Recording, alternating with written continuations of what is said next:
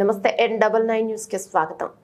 బీజాపూర్ జిల్లా ఆవుపల్లి పోటకాబిన్ వసతి గృహంలో అగ్ని ప్రమాదం, ఒకరు సజీవ దహనం. బీజాపూర్ జిల్లా ఆవుపల్లిలోని పోటకాబిన్ లో అర్ధరాత్రి చెలరేగిన మంటలు.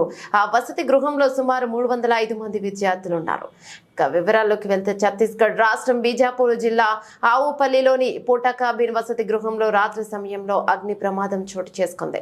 ఈ వసతి గృహంలో దాదాపు 305 మంది విద్యార్థులు నివసిస్తున్నారని సమాచారం.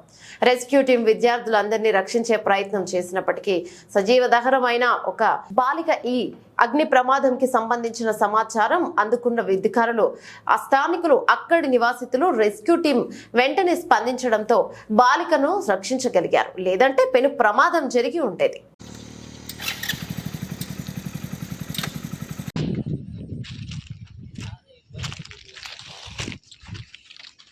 वायर मैंने देख के आओ, नीचे टार्च वायर जला लो।